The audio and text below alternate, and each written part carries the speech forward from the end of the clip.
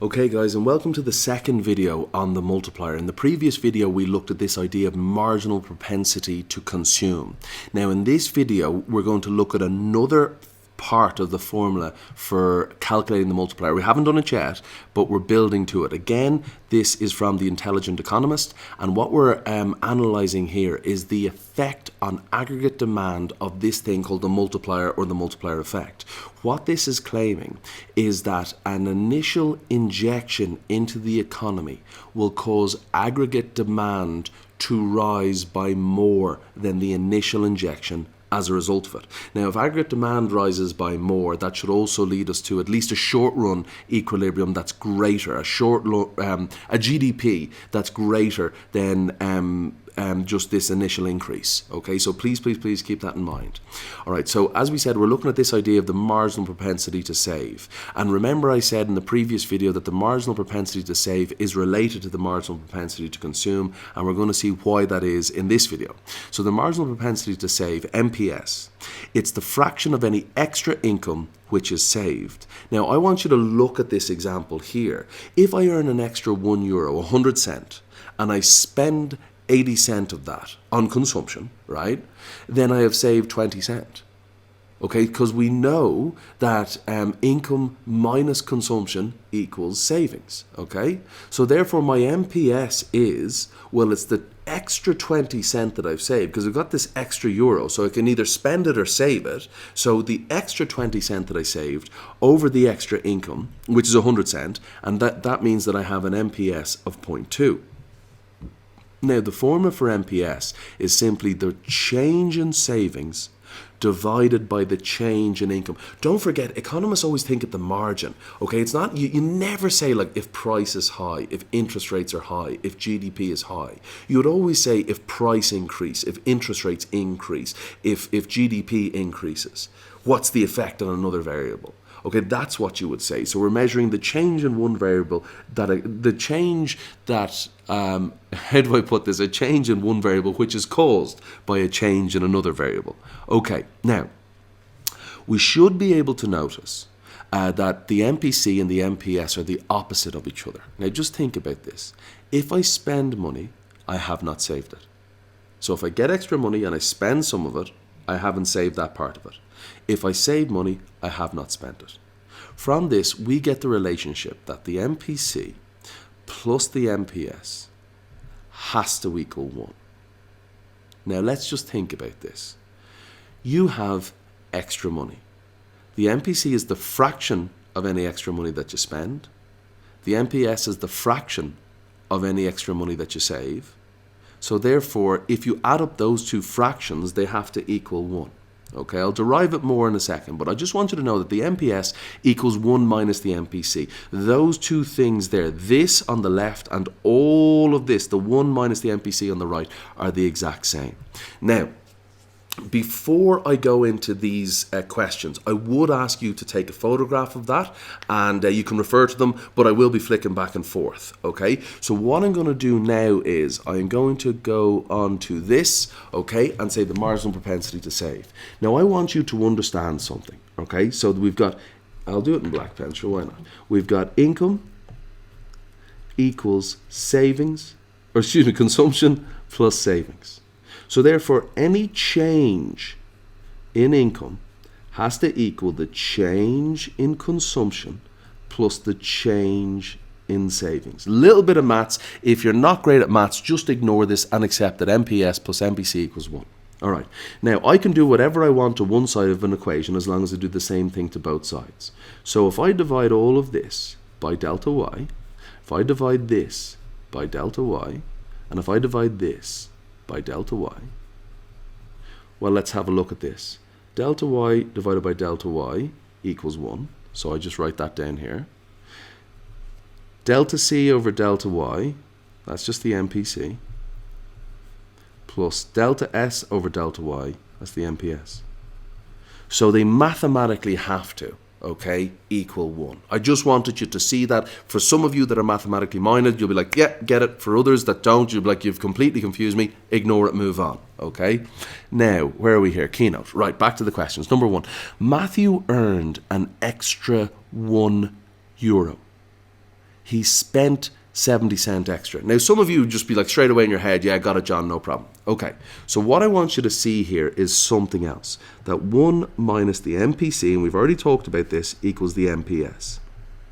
Okay, so for Matthew, W, I can't talk and write at the same time. The change in income equals 100 cents, and the change in expenditure equals 70. Okay, so the MPC, and I know I'm asked to find the MPS, but I'm just saying the MPC equals 70 over 100, which equals 0.7. Okay, now if I just move my sheet of paper up slightly here, that means that the MPS equals 1 minus MPC. Okay, so the MPS, why am I doing that twice, equals 1 minus 0.7. The MPS equals 0.3.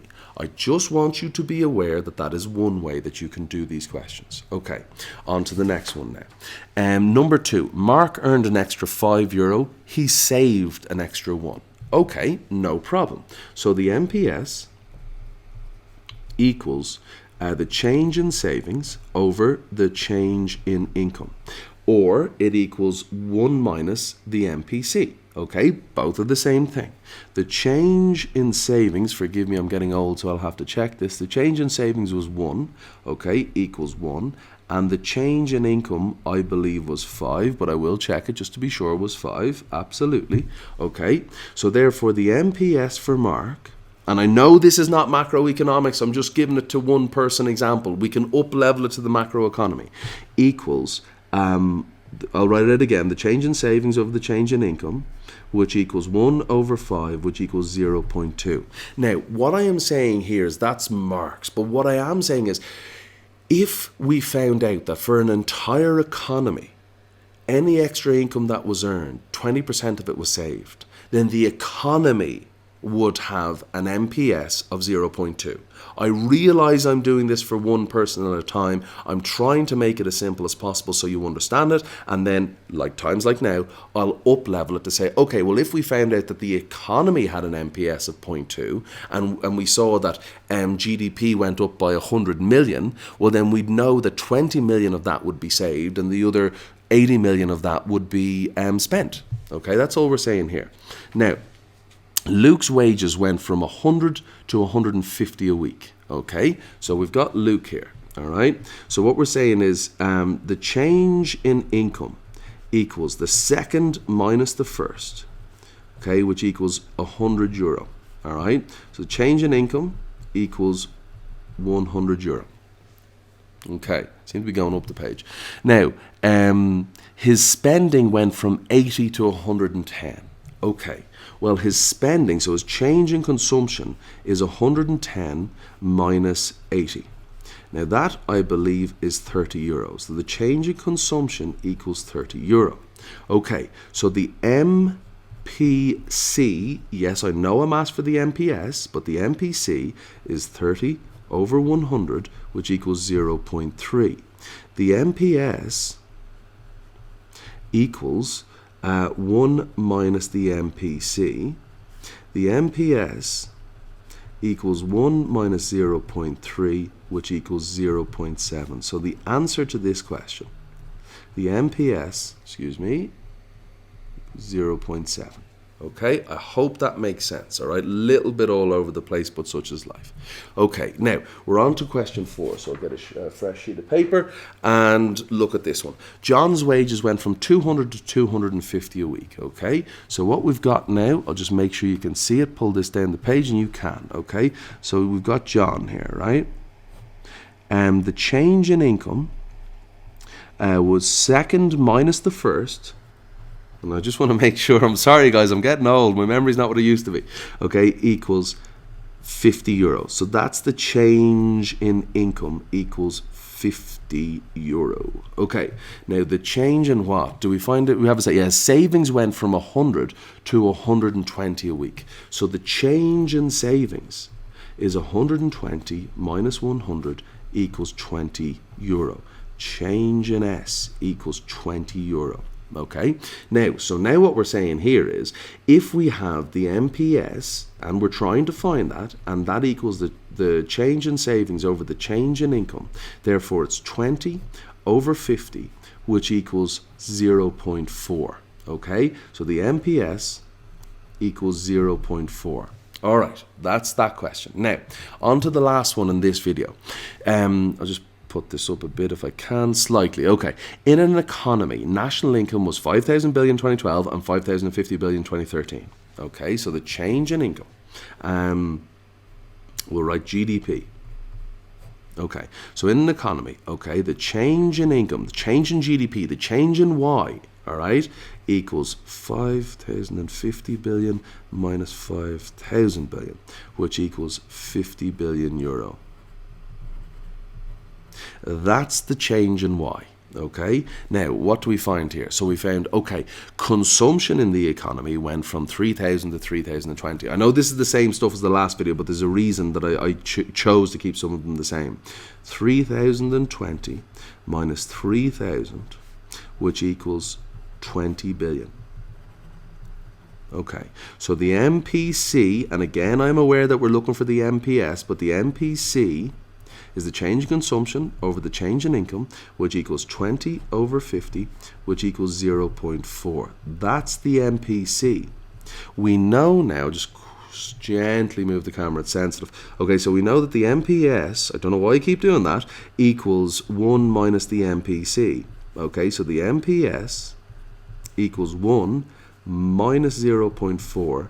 The MPS equals 0.6. Now this is in the economy, right? So there's nothing difficult, just the numbers were bigger. And all I'm trying to get you guys to see is that if national income rose by 100 billion, all right, the economy would save 60 billion of it, okay? So because that's the increase, it rose by 100 billion. It's the increased national income. All right, so I really hope all of this stuff makes sense. I hope that you understand what MPC is and MPS is. Know the definitions, know the definitions, know the definitions. It is no harm if you're slightly mathematically inclined to go and just derive it, and then you will understand better this formula here. So guys, I hope that helps. Apologies for my skew-word writing. I suppose I should adjust the page slightly more like that. But thank you very much, and I look forward to seeing you in the next video.